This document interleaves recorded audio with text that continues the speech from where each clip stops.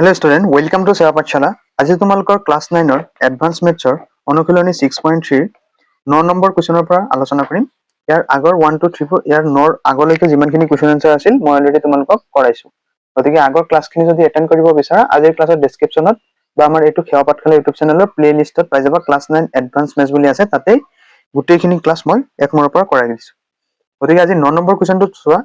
আমাক কৈছে যে a আৰু c ৰ গুণোত্তৰ মাধ্য b হলে প্ৰমাণ কৰা যে a square minus b square into b square plus c square equal to b square minus c square into a square plus b square. আমি এটো প্ৰমাণ কৰিব লাগে। সো সমাধান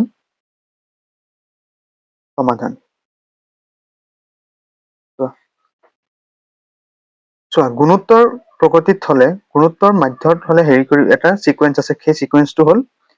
এটো মনত ৰাখিবা যে যদি আমি কি কৰো প্ৰথম পদৰ লগত যদি মই কি কৰো তৃতীয় পদটো যদি পূৰণ কৰিলে সেকেন্ড বা দ্বিতীয় পদৰ স্কয়াৰৰ সমান হয়। এই বস্তুটো ধ্যান দিবা, বুজি পাইছা? এতিয়া চোৱা আমাক কৈছে যে a আৰু c ৰ গুণোত্তৰ মাধ্য b। তেতিয়ালে কি হ'ব যে চোৱা যে দিয়া আছে আমাক কি প্ৰথম আৰু a আৰু c ৰ গুণোত্তৰ মাধ্য b। গুণোত্তৰ মাধ্য হলে কি হ'ব √ৰ ভিতৰত a * c হ'ব। তোমালোকক অলৰেডি মই দেখুৱাই দিছো। হ'ব a * c হ'ব। a * c হলে এতিয়া মই যদি এই √টো যদি ইফালে উঠাই দিও কি হ'ব ac = সিফালে গৈ কি হ'ব b স্কয়াৰ হ'ব, হয় নহয়? এতিয়া মই কি কৰিম লেফট হ্যান্ড সাইড আৰু ৰাইট হ্যান্ড সাইড লৈ মই প্ৰমাণ কৰিম। সো এতিয়া ফাৰ্স্ট লেফট হ্যান্ড সাইড লম, যে লেফট হ্যান্ড সাইডত মই কি পাইছো যে a square minus b square into b square plus c square. ঠিক আছে, এতিয়া মই কি কৰিম a square minus b square চোৱা b স্কয়াৰৰ ঠাইত মই ac বহাই দিম জাস্ট। ঠিক আছে, যতে b স্কয়ার পাম তাতে কি বহাম ac বহাম। গতিকে a square minus ac b স্কয়াৰৰ ঠাইত ac প্লাস c স্কয়াৰ হল। এতিয়া মই ইয়াৰ পৰা কি কমন লম, a এটা কমন ললে কি হ'ব a মাইনাস c হ'ব, হয় নহয়? আৰু ইয়াৰ পৰা কি কমন লম c কমন লম। c কমন ললে কি হ'ব a প্লাস c হ'ব, হয়নে? a প্লাস c হ'ব। এতিয়া নেক্সট মই কি কৰিম এই a আৰু c ac কমন ললে কি এফালে যদি মই a প্লাস c যদি লৈ আহো আৰু সিফালে যদি a মাইনাস c লৈ যাও, গতিকে a plus c into a minus c কি হ'ব a square minus c square হ'ব। আৰু ইফালে কি আছে ac, ইফালে ac আছে আৰু ইফালে কি হ'ব a square minus c square হ'ব। ঠিক আছে, এটো আমি লেফট হ্যান্ড সাইডত পাইছো। এতিয়া মই কি কৰিম যে ৰাইট হ্যান্ড সাইড লম। এতিয়া মই কি কৰিম right hand side. So right hand সাইডত কি আছে b square minus c square, কি আছে আমাৰ যে b square minus c square into a square plus b square into a square plus b square. Right hand সাইডত এটো আছে, হয় নহয়? গতিকে সব b স্কয়াৰৰ ঠাইত মই কি বহাম বুলি কৈছিলো ac বহাম, হয়নে? গতিকে ac minus c square into a square plus b square. b square ঠাইত আকৌ কি বহাম ac বহাম, কি বহাম ac। ঠিক আছে, গতিকে কি হ'ব ইয়াতে মই কি কমন লম c কমন লম। c কমন ললে কি হ'ব a মাইনাস c হ'ব। আৰু ইফালে কি কমন লম a কমন লম। a কমন ললে কি হ'ব a প্লাস c হ'ব, হয় নহয়? ঠিক আগৰটোৰ নিচিনাই কৰিম যে a ইনটু c আগত লৈ আনিম আৰু কি হ'ব a plus c into a minus c হ'ব, এনেকৈ হ'ব, হয়নে? এতিয়া কি হ'ব ac a plus c into a minus c ৰ সূত্ৰ কি a plus b into a minus b এটা সূত্ৰ পাইছিলা এইটোৰ কথা কৈ আছো। a plus b into a minus b কি হ'ব সূত্ৰ a square minus b square, হয় নহয়? সেই সূত্ৰটো ব্যৱহাৰ কৰি আছো। ইয়াতে a হল a আৰু b হল c, গতিকে a square minus b square, b square মানে কি c স্কয়ার, গতিকে a square minus b square, b square মানে কি c। ঠিক আছে, গতিকে আমি লেফট হ্যান্ড সাইড আৰু রাইট হ্যান্ড সাইড একে পাইছো, হয় নহয়? গতিকে কি হ'ব যে এটাকে left hand side equal to কি রাইট হ্যান্ড সাইড, হয়নে? গতিকে কি হ'ব যে যেটো প্ৰশ্নত পাইছিলা যে a square minus b square into b square plus c square equal to কি হ'ব b square minus c square into a square plus b square. গতিকে আমাৰ এটো প্ৰমাণিত হল। ঠিক আছে, এতিয়া নৰ বি আমাক কি দিছে যে abc গুণোত্তৰ প্ৰকৃতিত থাকিলে প্ৰমাণ কৰা যে 1/a plus b 1/b plus b 1/b plus c সমান্তৰ প্ৰকৃতিত থাকিব। চোৱা এই বস্তুটো বুজাৰ আগতে তোমালোকক এটা নোট মই বুজাই দিও, একেবাৰে সহজ ছুটি এটা হেৰি। চোৱা যদি এক্স ওয়াই জেড তিনটা এলিমেন্ট যদি কি থাকে যদি এপিত যদি থাকে এক্স ওয়াই জেড তিনিটা হেৰি যদি কি থাকে এপিত থাকে তেতিয়াহ'লে কি কৰিম যে তৃতীয়টোৰ পৰা দ্বিতীয়টো কি কৰিম বিয়োগ কৰিম Z minus Y equal to কি হ'ব ৱাই মাইনাছ এক্স এনেকে ঠিক আছে ইয়াৰ পিছত কি হ'ব চোৱা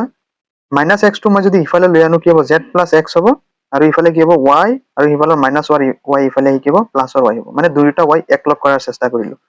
অৰ্থাৎ কি হ'ব x plus Z equal to কি হ'ব 2y মানে দুটা y মানে গতিকে মই কি ক'ব পাৰো এটোৰ পৰা এটো হ'ল ফাৰ্ষ্ট টাৰ্ম মানে কি প্ৰথম পদ যে প্ৰথম পদ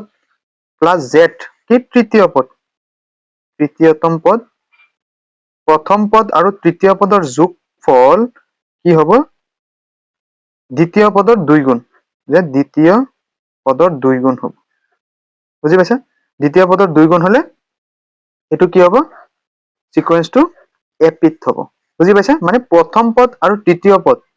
প্ৰথম পদ তৃতীয় পদ দ্বিতীয় পদৰ 2 গুণ সমান হ'ব ইয়াতে চোৱা কি হ'ব এনেকে এটো প্ৰথম পদ যোগ এটো তৃতীয় পদ কিহৰ সমান হ'ব যে দ্বিতীয়টোৰ 2 গুণৰ সমান হ'ব এই কনসেপ্টটো বুজি পাইছা এতিয়া মই এটো সলিউশন কৰি যাম চাবা একেবাৰে ইজি হ'ব যে সমাধান চোৱা সমাধান আমাক দিয়া আছে এবিসি গুণোত্তৰ প্ৰগতিত আছে গতিকে আমি ফাৰ্স্ট লিখি লম যে দিয়া আছে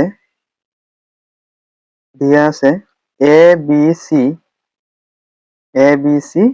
গুণোত্তৰ প্ৰগতিত আছে মানে গতিকে কি হ'ব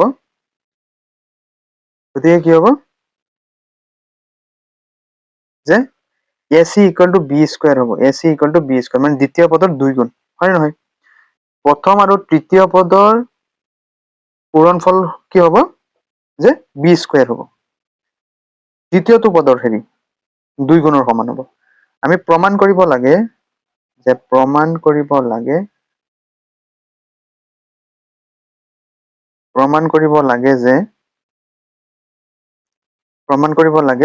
1 by a plus b plus 1 by b plus c এইটো আৰু এইটো ইকুৱেল টু কি 2 গুণ কাৰ যে দ্বিতীয়তম পদৰ 2 গুণৰ সমান 1 by b plus b মানে কি এইটোৰ সিকোয়েন্সটোৰ নিচিনা যে প্ৰথম পদ কি ইয়াতে 1 by a plus b যে প্ৰথম পদ আৰু তৃতীয় পদ কি 1 by b plus c কাৰ সমান যে দ্বিতীয় পদৰ 2 গুণৰ সমান এটো বুজি পাইছে এতিয়া মই কি কৰিম ইয়াৰ পৰা লেফট হ্যান্ড সাইড লৈ আৰু ৰাইট হ্যান্ড সাইড আমি হেৰি কৰি উলিয়াম চোৱা এতিয়া মই ইয়াতে কৰিম যে left hand side 1 by a plus b plus 1 by b plus c ঠিক আছে এতিয়া চোৱা এতিয়া মই ইয়াতে যদি বিৰ ঠাইত মই কি b যদি এনেকে লিখি ইফালে কি হৈ যাব স্কয়াৰ উঠাই মই কি কৰিম ac ৰ হেৰিত কি ৰুট ওভাৰ বহাই দিম এনেকে হৈ যাব b = √ac ঠিক আছে এতিয়া চোৱা ইয়াতে 1 by a plus b আছে হয়নে ৰাইট কি লেফট হ্যান্ড সাইডৰ গতিকে 1 by a plus এতিয়া b ৰ ঠাইত মই কি বহাম √ac বহাম ঠিক আছে plus 1 by b plus c আছে b ৰ ঠাইত মই কি বহাম যে √ac plus c হয়নে এতিয়া চোৱা নেক্সট স্টেপ কি হ'ব মই যেহেতু তলৰ কিটা ৰুট আছে গতিকে 1 by এই a টো কি হ'ব √a স্কয়াৰ মই দিব পাৰো তেতিয়া কি হৈ যাব স্কয়াৰৰ ৰুট কাটি a হৈ যাব প্লাস √ac ঠিক একেদৰে ইয়াতো কি কৰিম √ac প্লাস c কি কৰিম √c স্কয়াৰ বুলি দিম বুজি পাইছা এতিয়া চোৱা নেক্সট কি কৰিম যে 1 by √a এটা কমন লম √a কমন ললে ইয়াতে কি থাকিব √a থাকিব প্লাস কি ইয়াতে কি থাকিব √c থাকিব ঠিক একেদৰে ইয়াতো মই কি কমন লম যে √c কমন লম √c কমন ললে কি থাকিব ইয়াতে √a প্লাস √c থাকিব ঠিক আছে এতিয়া কি কৰিম ইয়াতে লসাগু লম যে √a √c into √a plus √c হয়নে ইয়াতে মিসিং পার্ট কি আছে যে √c গতিকে √c প্লাস ইয়াতে কি √c into √a plus √c ইয়াতে কি মিসিং পার্ট কি আছে যে √a দেখি হ'ব √a হ'ব বুজি পাইছে গতিকে কি হ'ব এই ৰুট চি প্লাছ ৰুট এ আৰু তলৰ root A plus root C কটা যাব গতিকে কি থাকিব যে 1/ৰুট এ চি থাকিব দুয়োটাৰে ৰুট আছে হয়নে গতিকে 1/ৰুট এ চি মানে কি 1/বি বি মানে কি আমি পাইছিলো ৰুট এ চি পাইছিলো নে নাই বি মানে ৰুট এ চি হয়নে 1/বি গতিকে 1/বিৰ সলনি মই কি লিখিব পাৰো যে 2 * 1/2বি লিখিব পাৰো নে নাই এই 2 কটা যাব মানে কি 1/বি বুজি পাইছে গতিকে মই কি ক'ব পাৰো 2 * 1/2বি মানে কি 1/বি প্লাছ বি বুলি লিখিব পাৰো 1/বি প্লাছ বি 1/বি প্লাছ বি মানে কি চোৱা আমি এইটো ৰাইট হেণ্ড চাইডত যিটো ৰাইট হেণ্ড চাইড পাই গৈছো মানে লেফট হেণ্ড চাইড কৰি গৈ আমি কি পাইছো যে ৰাইট হেণ্ড চাইড পাইছো গতিকে আমি কি ক'ব পাৰো এতেকে এইটো ইকুৱেল টু এইটো হল এতেকে 1/a plus b into plus 1/বি প্লাছ চি ইকুৱেল টু 2 * 1/বি প্লাছ বি হল আমি এইটো ক'ব পাৰো left hand side equal to right hand side গতিকে মই কি ক'ব পাৰো যে 1/a প্লাছ বি 1/বি প্লাছ বি 1/বি প্লাছ চি কিহত আছে সমান্তৰ প্ৰগতিত থাকিব